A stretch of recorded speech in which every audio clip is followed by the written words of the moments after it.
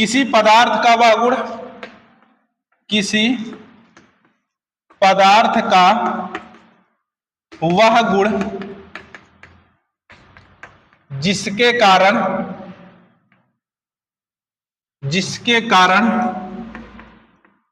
वह वैद्युत अथवा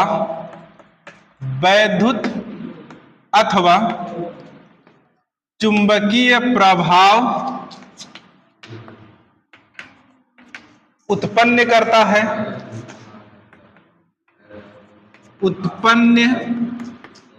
है आवेश कहलाता है। आवेश कहलाता है, ठीक है ना। किसी पदार्थ के चारों तरफ का वह गुण जिसके कारण वह वैद्युत अथवा चुंबकीय प्रभाव उत्पन्न करता है क्या कहलाता है? आवेश कहलाता है। एकदम सिंपल सा डिफिनेशन है ना, ठीक है।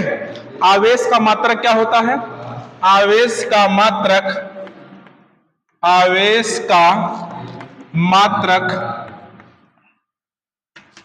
कूलाम होता है। कूलाम होता, ठीक है ना। आवेश का मात्रक क्या होता है? कूलाम होता है। इसे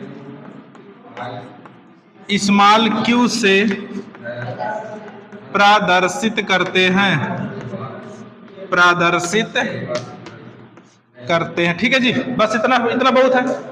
किसी पदार्थ के चारों तरफ का वह गुण जिसके कारण वह वैद्युत अथवा चुंबकीय प्रभाव उत्पन्न करता है आवेश कहलाता है। आवेश का मात्रक क्या होता है? कूलाम होता है। इसे स्मॉल क्यू से प्रदर्शित करते हैं। इतना तो लिखवाया गया था, ठीक है ना। जो लिखे हैं उसे ध्यान से सुनो, उनका रिवीजन हो जाएगा, ठीक है ना। जो लोग आप लोग लिखे हो और जो लोग नहीं लिखे वो साथ साथ लिखते रहे ना, देखना नहीं, मैं बोल रहा हूँ आप लिखते रहिए साथ साथ मेरे, ठीक है, ताकि थोड़ा तेज लेकर चलेंगे, टॉपिक ठीक रहेगा। तो आगे लिखेंगे आवेश के प्रकार, टाइप ऑफ चार्ज। लिखिएगा आवेश के प्रकार, आवेश के प्रकार।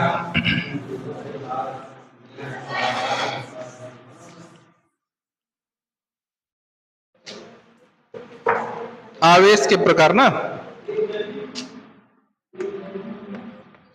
आवेश के प्रकार लिखिएगा। आवेश मुख्यतः दो प्रकार का होता है। आवेश मुख्यतः दो प्रकार का होता है। नंबर 1 धनावेश, मतलब धन आवेश। नंबर 2 होगा ऋण आवेश। एक पॉजिटिव चार्ज होगा, दूसरा कैसा होगा? निगेटिव चार्ज होगा ना। आवेश मुख्यतः दो प्रकार का होता है, एक धन आवेश होता है, दूसरा कैसा आवेश होता है? ऋण आवेश होता है, ठीक है। ठीक है जी, इसमें कोई दिक्कत वाली बात नहीं है। पॉजिटिव चार्ज,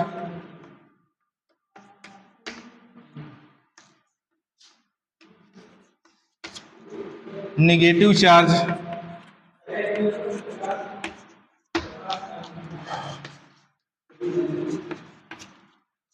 ठीक है। पॉजिटिव चार्ज और कैसा?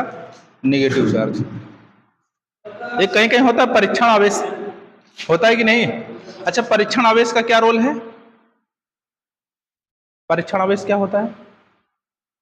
परीक्षण आवेश का मतलब परीक्षण करने के लिए होता है, ठीक है ना। सिंपल सा बात है, टेस्ट किया जाता है। टेस्ट चार्ज का मतलब टेस्ट करने के लिए।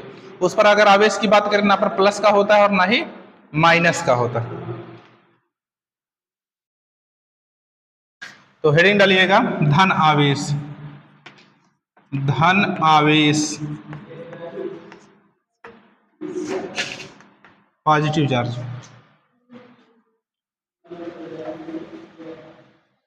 लिखो, यदि या इसे भी किसी वस्तु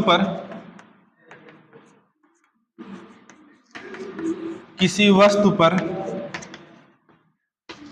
इलेक्ट्रॉनों की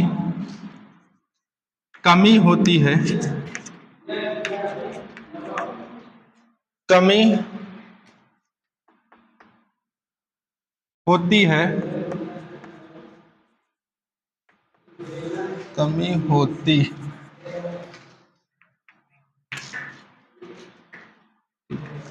है, तो वहां पर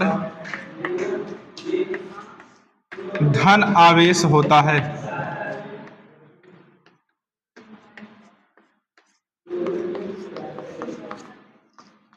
किसी वस्तु पर अगर इलेक्ट्रॉनों की कमी हो रही है तो वहां पर कैसा आवेश होगा? धन आवेश होगा ना, जहां पर इलेक्ट्रॉनों की क्या होगी? कमी होगी। ओह, ठीक है। और दूसरा क्या होगा? ऋण आवेश।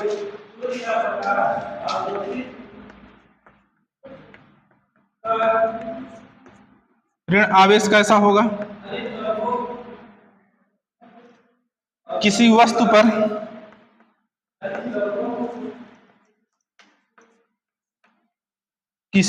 पर इलेक्ट्रॉनों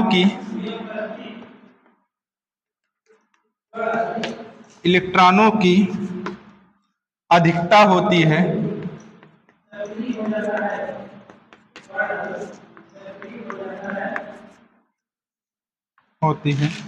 तो वहां पर ऋण आवेश होता है।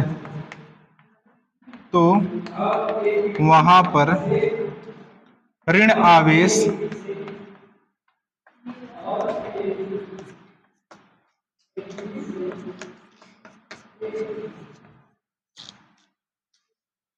यदि इलेक्ट्रॉनों की कमी हो तो धन आवेश होगा, यदि इलेक्ट्रॉनों की अधिकता हो तो कैसा आवेश होगा? ऋण आवेश। बहुत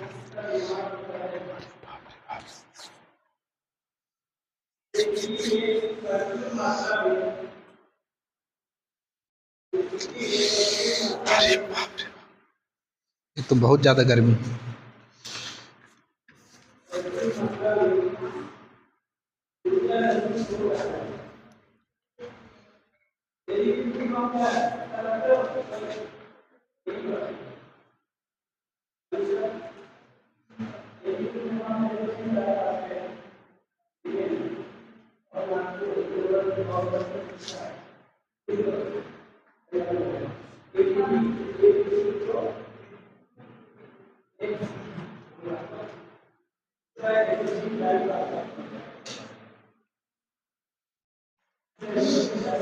पूछ रहा है, हो गया? चलिए ठीक है। तो धन आवेश हो गया और कैसा आवेश हो गया? ऋण आवेश हो गया। चलो आगे बढ़ते हैं। एक हेडिंग कभी कभी ऐसा प्रश्न बन सकता है कि आवेश का क्वांटीकरण क्या होता है ना। आवेश का क्वांटीकरण बताइए।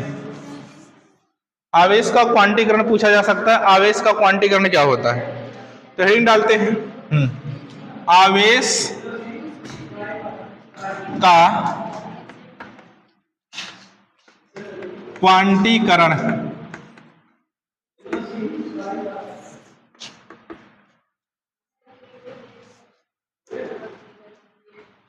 आवेश का क्वांटीकरण लिखिएगा।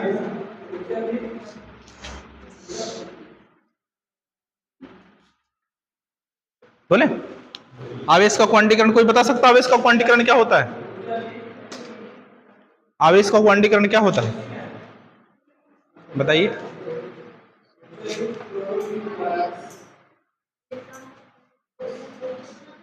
लिखो, किसी वस्तु द्वारा प्राप्त आवेश, किसी वस्तु द्वारा प्राप्त आवेश किसी वस्तु द्वारा प्राप्त आवेश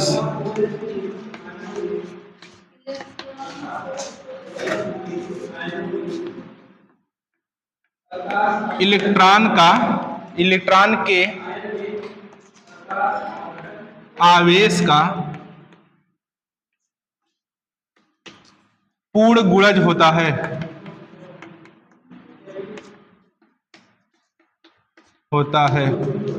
जिसे आवेश का क्वांटीकरण कहते हैं। जिसे आवेश का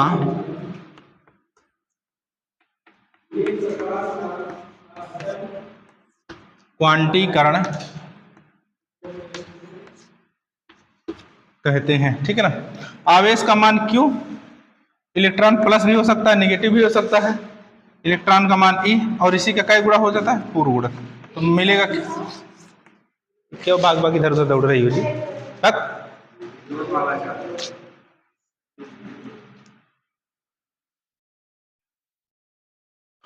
किसी वस्तु द्वारा प्राप्त आवेश इलेक्ट्रॉन के आवेश का पूर्ण गुणज होता है, जिसे आवेश का क्वांटीकरण कहते हैं। Q बराबर प्लस माइनस क्या हो जाएगा, N।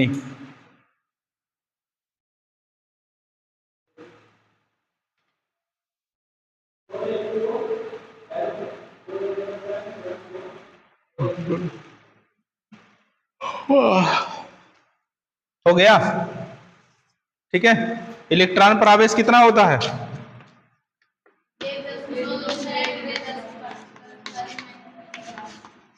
ठीक है, जबकि इलेक्ट्रॉन का द्रव्यमान होता है 9.1 इंटू 10⁻³ kg ना।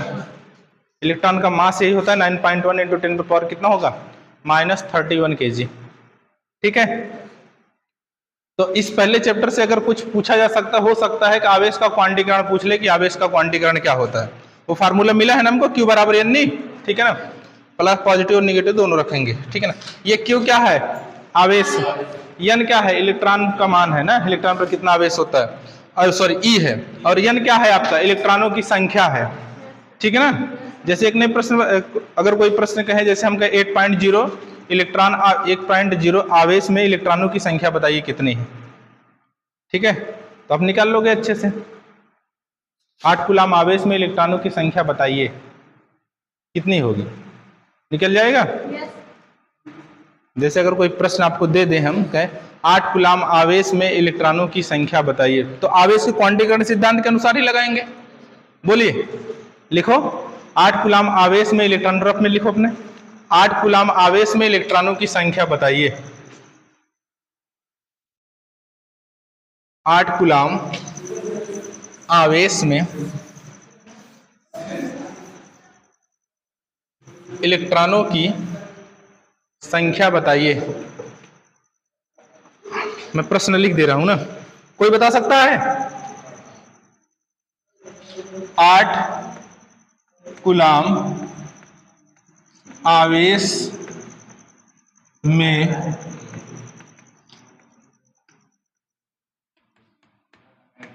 इलेक्ट्रॉनों की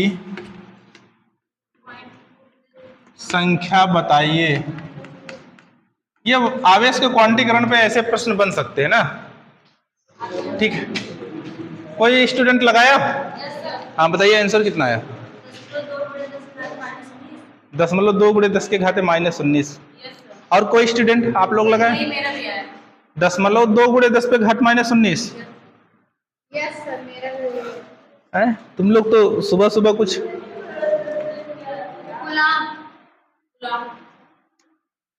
तुम लोगों का भी यही है।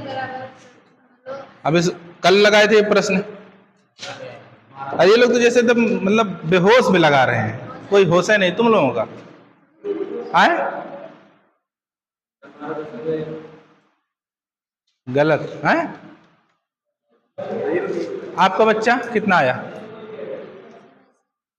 वैसे ही आया, सही। मतलब पूरी एक ही, हाँ, इकोसिस्टम पूरा बैलेंस होना चाहिए ना, क्या बैलेंस ही नहीं हो पा रहा है। बोलिए, तुम्हारा कैसे काम चलेगा। हम लिखेंगे, अच्छा गलत, पूरा गलत है। अच्छा ये बताओ, ये हाँ कुछ हद तक तो सही लग रहा है। अच्छा ये नहीं समझ में आ रहा है, Q बराबर कितना दिया है, 8 कूलाम। चलो मैं ऐसे लिख देता हूं, इलेक्ट्रॉन का मान होता है 1.6 × 10⁻−19 कूलाम। बोलिए, बोलो, ऐसे लिख सकता हूं। अच्छा ये बताइए, यहां पर और क्या है, N हमको निकालना है, इलेक्ट्रॉनों की संख्या। आवेश का क्वांटीकरण का सिद्धांत क्या बोलता है, Q बराबर N। अच्छा यन वैल्यू निकालना है तो क्यू अपन क्या हो जाएगा, ये बोलिए। अच्छा क्यू की मान कितना दिया है, 8 बटा 1.6 इंटू 10 पावर कितना हो जाएगा, -19 कूलाम। ये हो जाएगा। अगर ये कूलाम करे, ये कूलाम से कूलाम क्या हो जाएगा, कैंसिल। यहाँ पर पॉइंट को क्या कर दें, 1.6 है ना, यहाँ पर अगर एक पॉइंट हटाते हैं तो यहाँ पर एक जीरो ऊपर बढ़ जाएगा और नीचे कितना हो जाएगा, 16। ऊपर इसको कर देंगे कितना हो जाएगा, 10 पे घाते 19, पावर 19 हो जाएगा ना। तो ये क्या, 16 पचे 80, 5 इंटू 10 पावर कितना हो गया, 19। यही आप है?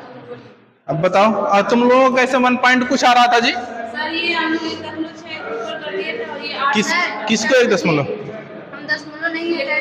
हाँ वही बहुत बड़ी गलती है। अगर इंटर में हो और ये कह रहे हो कि सर हम दशमलव हटा नहीं पाए, तो इसमें मेरी लापरवाही नहीं है, आपकी लापरवाही है। आप इतने छोटे के सवालों को अगर नहीं बन पा रहे तो इसमें मेरी प्रॉब्लम नहीं, इसमें आपकी प्रॉब्लम है। आप किस लेवल की पढ़ाई कर रहे हो, ठीक है। बताओ इसमें कुछ अलग से था क्या है, बताइए कुछ अलग था क्या, सिर्फ मैंने आवेश का क्वांटीकरण के सिद्धांत पे लगाना था बस, क्यों जी।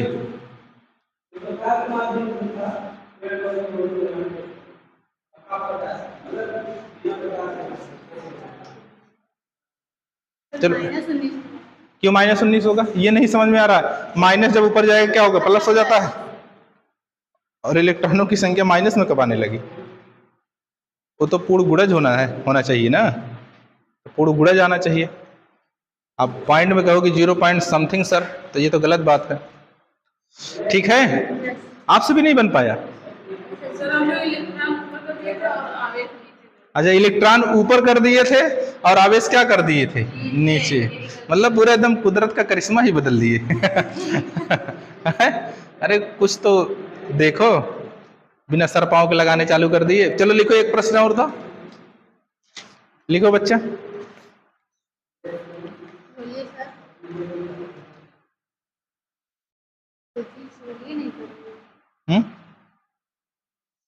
ये सवाल कहीं जी नेट लगा रही है।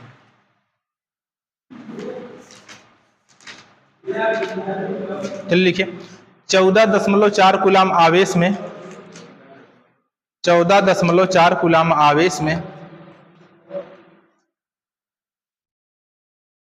इलेक्ट्रॉनों की संख्या बताइए।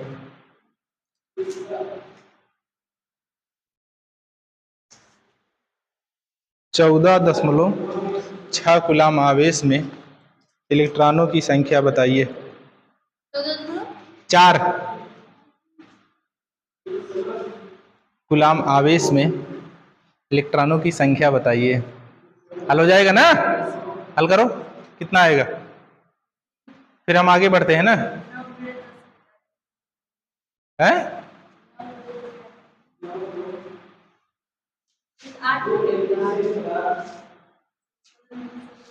मतलब अभी भी सस्पेंस में हो, ये कैसे कटेगा, क्या बच्चे मेहनत करिए बढ़िया से तो रंग लाएगी मेहनत ना, ठीक है।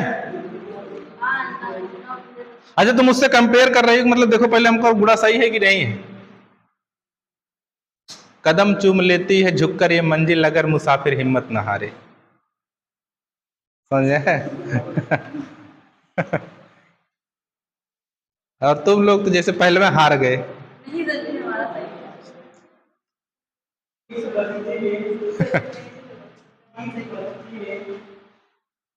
तुम्हारा जी नहीं हुआ, और जो प्रश्न नहीं आ रहा उसको तुमको जबरदस्ती आना नहीं, ये मुझसे तो हो पाएगा और मुझसे होना चाहिए, क्योंकि अगर ये सवाल को मैं नहीं कर पाऊंगा तो और कौन कर सकता है। इस प्रकार के भाव रखिए अपने मन में, है कि नहीं। मन के हारे हार है और मन के जीते जीत। हो गया, कितना आंसर आया।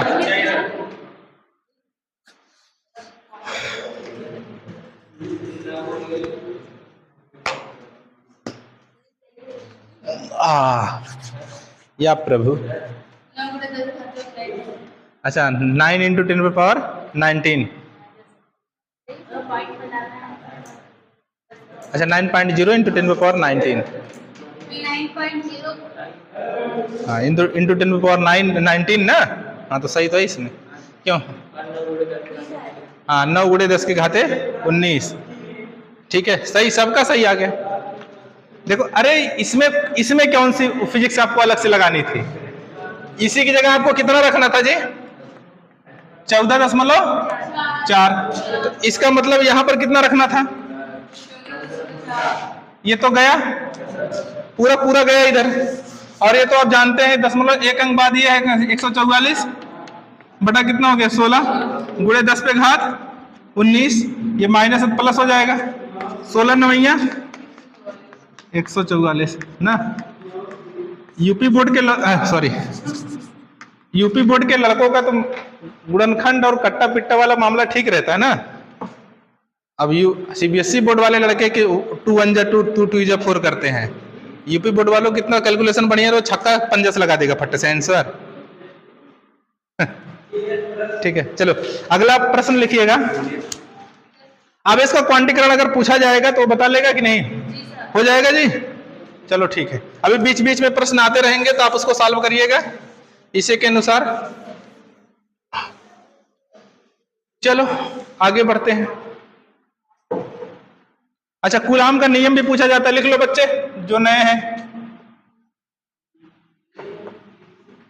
कूलाम का नियम, कूलाम्स लॉ लिखिए। किन्हीं दो आवेशों के बीच लगने वाला आकर्षण या प्रतिकर्षण बल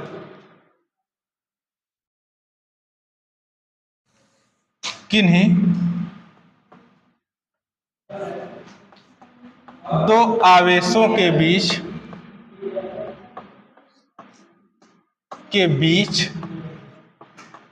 लगने वाला आकर्षण या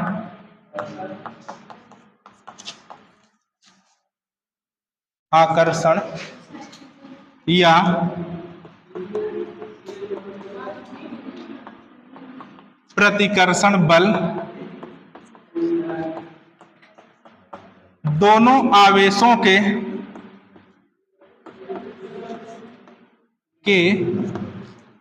गुणनफल के अनुक्रमानुपाती होता है। फल के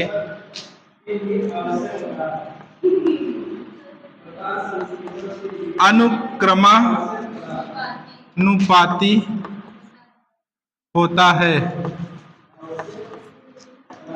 तथा उनके बीच की दूरी के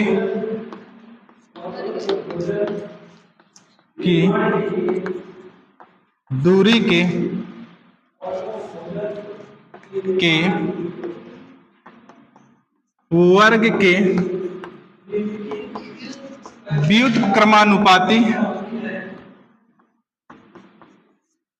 व्युत्क्रमानुपाती होता है।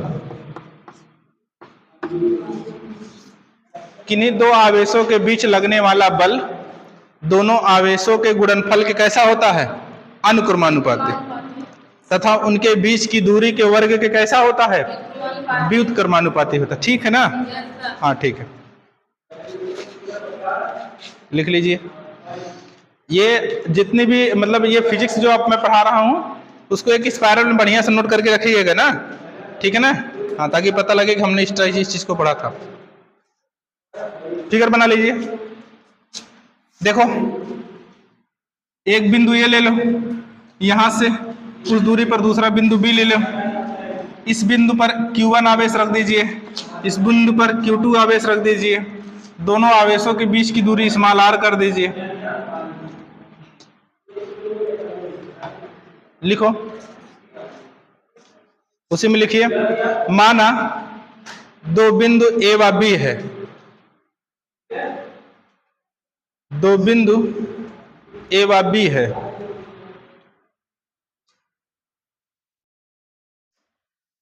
बिंदु A पर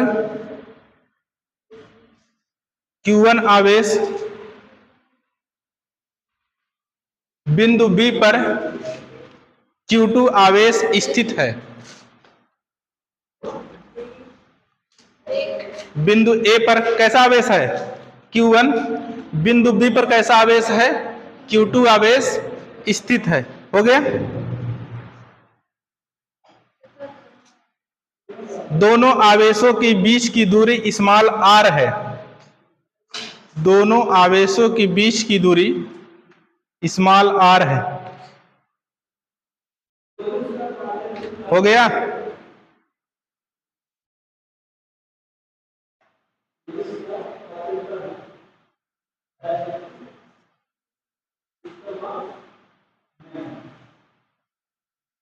हो गया? अरे कब से लिख रहा है?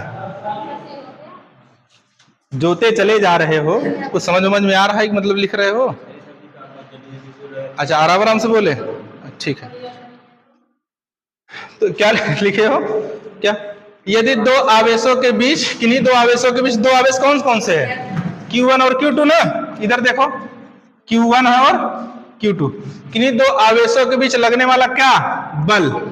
दोनों आवेशों के गुणनफल के कैसा होता है? अनुक्रमानुपाती। समीकरण नंबर 1। ठीक है, समीकरण नंबर 1। ऊपर वाला मैं मिटा दूं, इसको मान लीजिएगा समीकरण नंबर 1। ठीक है ना। फिर कहा गया तथा उनके बीच की दूरी, मैं ऊपर वाला इस साइड वाला मिटा देता हूं ना।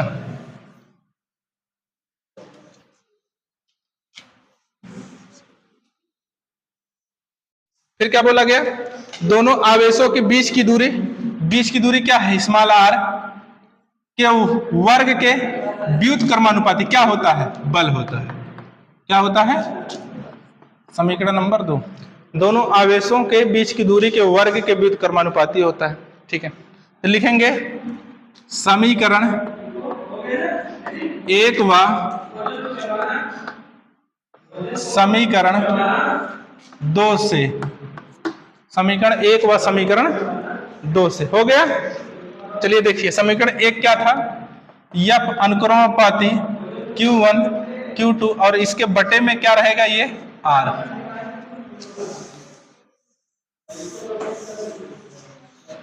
हो गया?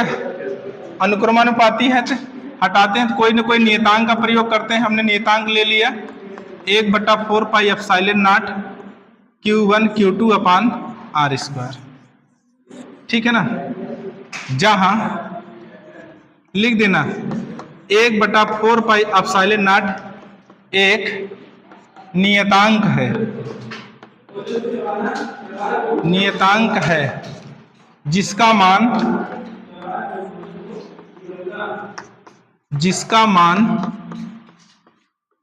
9.0 इंटू 10⁹ होता है। हल सॉल्व करोगे हल हो जाएगा ना।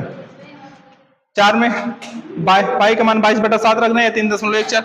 आप साइलेंट नॉट का मान होगा 8.85 इंटू 10⁻12। सॉल्व कर लीजिए।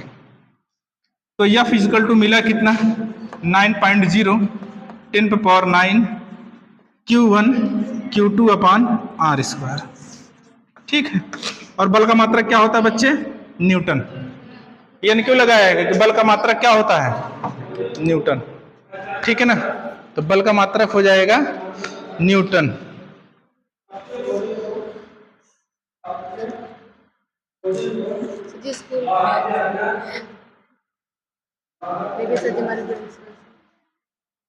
ये हमारे राजेश सर है जो बायो पढ़ाते हैं।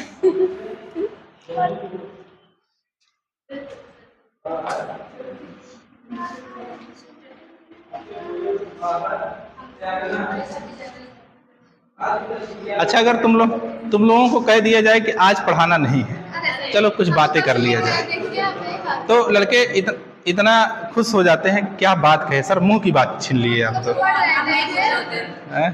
वो तो हाँ, वो तो दिख ही रहा है कितना खुश नहीं होता। बहुत सीरियस हो रहे हो। अवॉइड करिए, इतने सीरियस हो को ऐसा लग रहा है बस अल्बर्ट आइंस्टीन के बाद तुम्हारा नंबर था।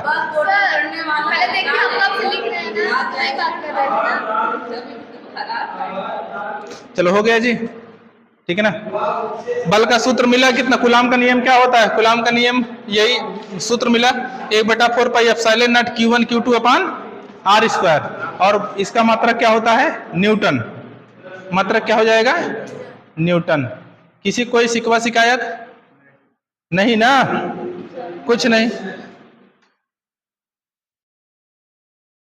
लिखिए, एक प्रश्न लिखिए। हम लोग एक प्रश्न लिखिए। रुक जाइए। चलिए बोलिए सर।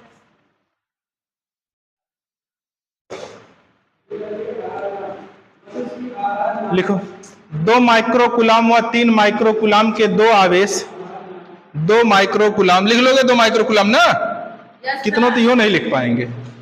2 ऐसे लिखना माइक्रोकुलाम, 2 माइक्रोकुलाम व 3 माइक्रोकुलाम के दो आवेश माइक्रोकुलाम के 2 आवेश, 2 माइक्रोकुलाम या 3 माइक्रोकुलाम के 2 आवेश हो गए बच्चों, एक दूसरे से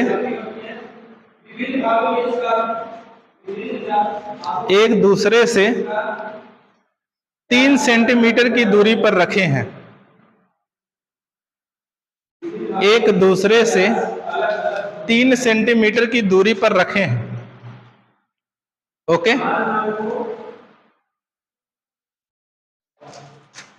दोनों आवेशों के बीच लगने वाले बल का मान बताइए। हर कोई विद्यार्थी लगा सकता है। दोनों आवेशों पर लगने वाले, दोनों आवेशों के बीच लगने वाले बल का मान बताइए।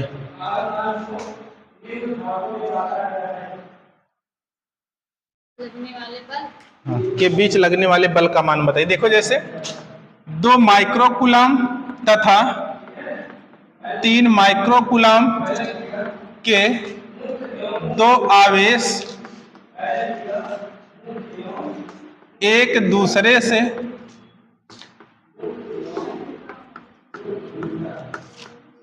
3 सेंटीमीटर की दूरी पर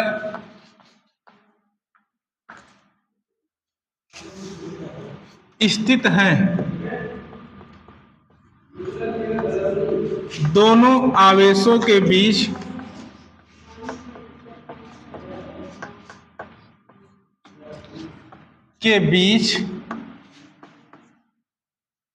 लगने वाले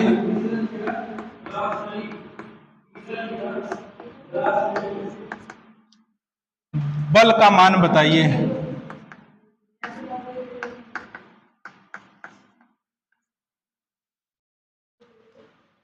बताइए, ठीक है, हल करना पड़ेगा हम ही को। Q1 का मान कितना दिया है जी? लिखेंगे हल, लिखिएगा दिया है ना, लिख लेना ऐसा दिया है, ठीक है। पहला आवेश कितना दिया है? 2 माइक्रोकुलम। देखो Q1 बराबर दिया है 2 माइक्रोकुलम, हो गया। 2 माइक्रोकुलम को क्या लिख, 2 गुणे 10 पे घात कितना लिख सकते हैं? -6। Q2 का मान कितना दिया बच्चा? 3 माइक्रोकुलम, 3 गुणे 10 पे घात कितना रखोगे? -6। और दोनों आवेशों के बीच की दूरी स्मॉल r कितना दिया है? 3 सेंटीमीटर दिया है ना। 3 सेंटीमीटर को मीटर में बदल लीजिए। क्या करेंगे आप? 3 गुणे 10 पे घात -2 मीटर, ठीक है ना। और बल पूछा जा रहा है, क्या फार्मूला बताने की जरूरत है? अभी जस्ट हम कूलम का ला बताए है ना। क्या होता है? F = 9.0 10⁻⁹ Q1 Q2 / r²। F = 9.0 10⁻⁹। अच्छा, Q1 का मान कितना है बच्चे? 2 × 10⁻⁻6। और Q2 का मान कितना है? 3 × 10⁻⁻ कितना हो जाएगा? -6। R का मान कितना है? 3 × 10⁻⁻ कितना? -2 का होल स्क्वायर। हल करके बता दीजिए कितना आएगा। हाँ, 6 × 10⁻⁸। हाँ बोलिए। 1 माइक्रोन की वैल्यू होती है। अच्छा, माइक्रोन का मतलब होता है 10⁻⁻6, ठीक है। और सेंटीमीटर को मीटर में बदल लेंगे तो कितना हो जाएगा, 10⁻⁻2 से गुणा कर देंगे। कहने का तात्पर्य यह है कि 1 सेंटीमीटर बराबर होता है 1/100 मीटर।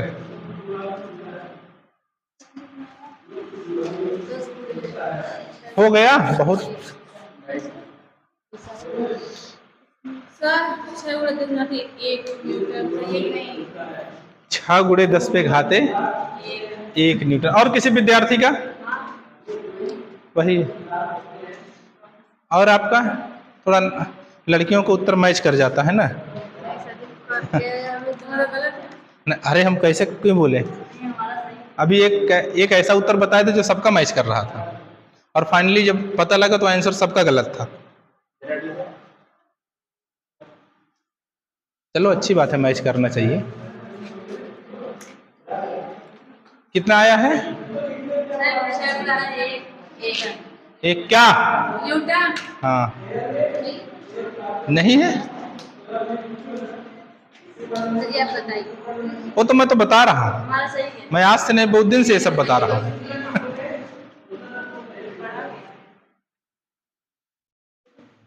हल कर दिया जाए?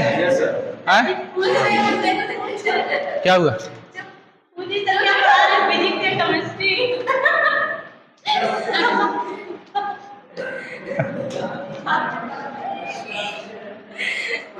ऐसे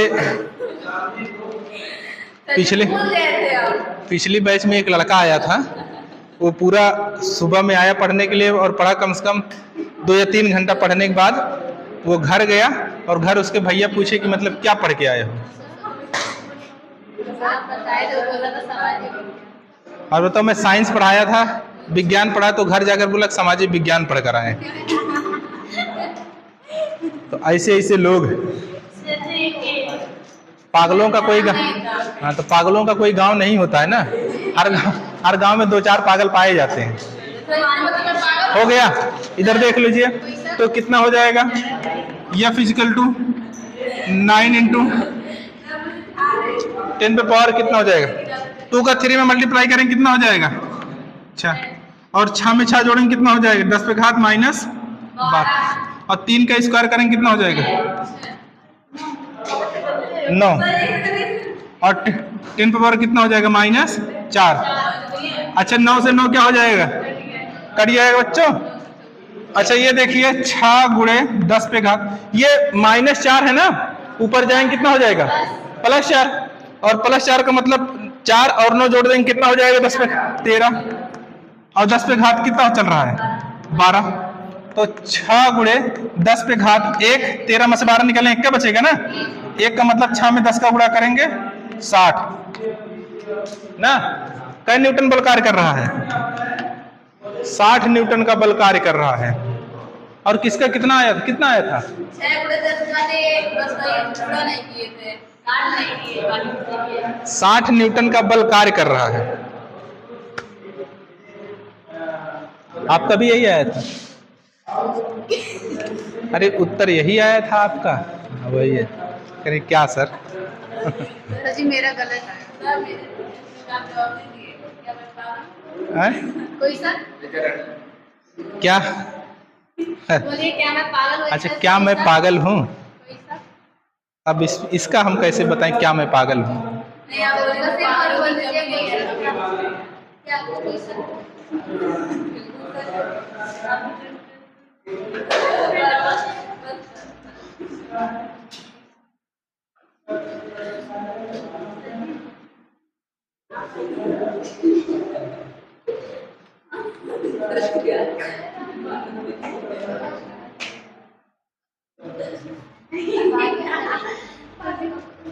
सबको पहले फिर सवाल लगाए,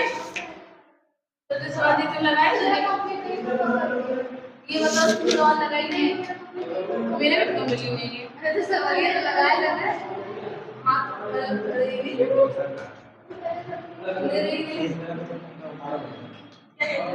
हम दे देंगे। चलो तो कल लेके आना जरूर सामने से क्या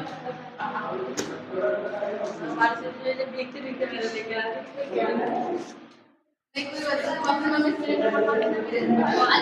ये साइज बढ़ जाओ जी। हो गया, हो गया जी। एक सवाल घर के लिए नोट कर लीजिएगा, एक सवाल घर के लिए नोट कर लीजिएगा,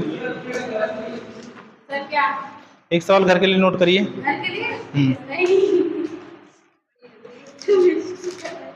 लिखो।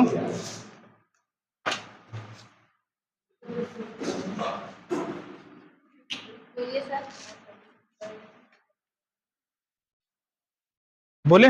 Yes sir. लिखिएगा। 2 कूलाम, अच्छा माइक्रो कूलाम में लिख लो। 2 माइक्रो कूलाम हो गया, तथा 3/2 माइक्रो कूलाम, 3/2 माइक्रो कूलाम के 2 आवेश,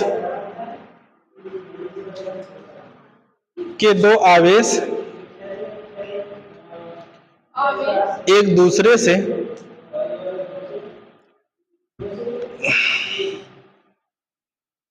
एक दूसरे से 0.1 मीटर की दूरी पर रखे हैं।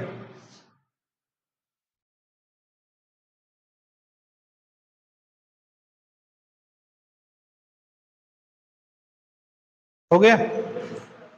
दोनों आवेशों के बीच लगने वाले बल का मान बताइए।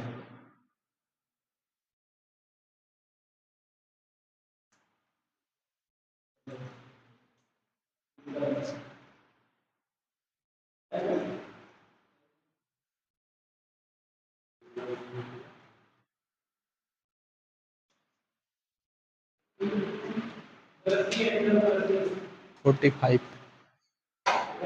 हो गया? हो गया? चलिए, एक इसको घर से सॉल्व करके लेकर आइएगा ना। लास्ट डिफिनेशन,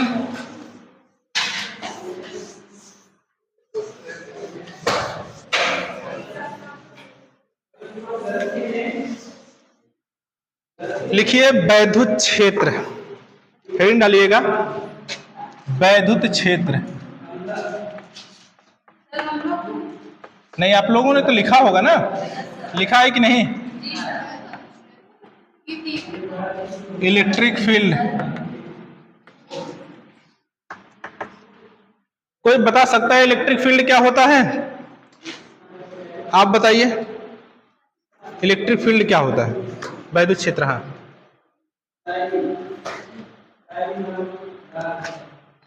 बस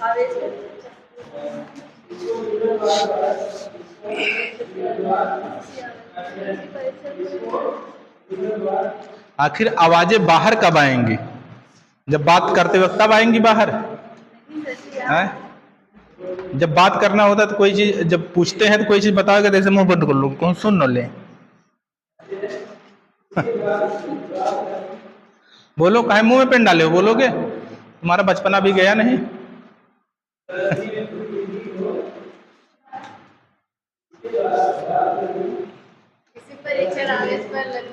देखो, अलग से ये बता रहे हैं। अच्छा, पहली बार तुम नाम सुन रहे हो कि वैद्युत क्षेत्र कुछ होता है?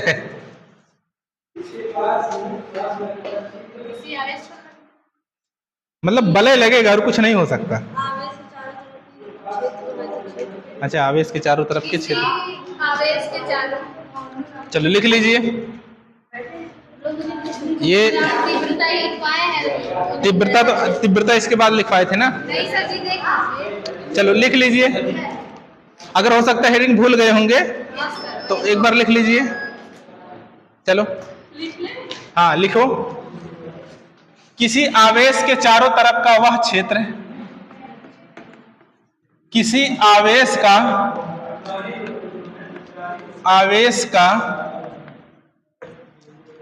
चारों तरफ,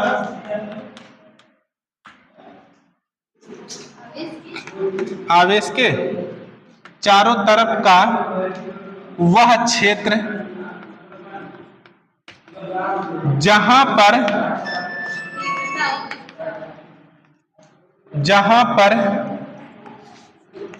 किसी अन्य आवेश को लाने पर, किसी अन्य आवेश को लाने पर उस पर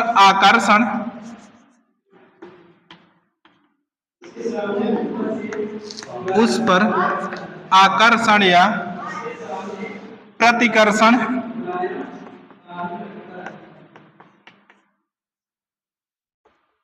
बल का अनुभव किया जा सके या अनुभव किया जाता है, किया जा सके, लिखना वैद्युत क्षेत्र कहलाता है।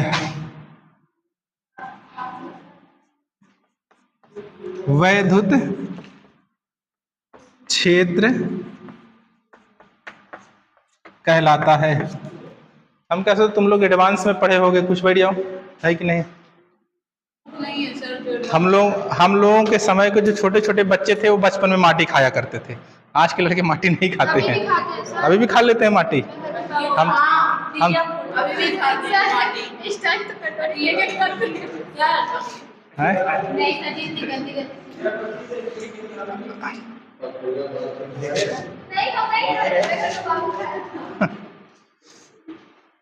इस समय के बच्चे चॉकलेट खाते हैं, मिट्टी नहीं खाते। अरे मोबाइल से टाइम मिल जाता है बच्चों को। अरे सर बहुत छोटे हैं ना, वो लोग इतने बड़े हैं तो मिट्टी खा लेते हैं। नहीं सर जी, मेरे घर एक छोटा बाबू फोन नहीं देखता। हो गया। अच्छा, तुम लोग जस्टिफाई भी बहुत जल्दी करने लगते हो, एकदम क्लियर भी करने लगते हो, हाँ सर खाता है कि नहीं खाता है। चलो बंद करें, हो गया यहाँ तक, ठीक है? आ जाइए। 50 मिनट पढ़ाए हैं। कुछ मिनट और पढ़ाए।